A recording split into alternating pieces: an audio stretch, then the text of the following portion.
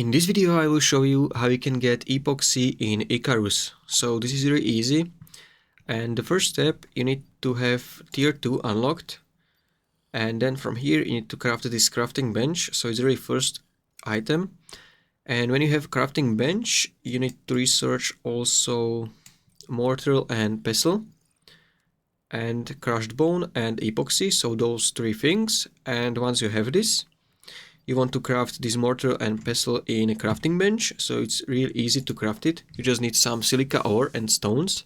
You can find silica ore anywhere around the map. Then when you have it, you want to place it on somewhere on the ground, and here you can craft epoxy. And there are two ways how you can craft it.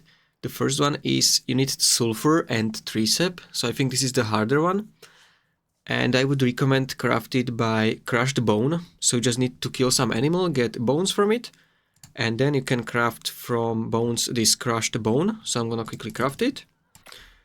And then when you have this crushed bone, you need 4 crushed bones to craft 1 epoxy.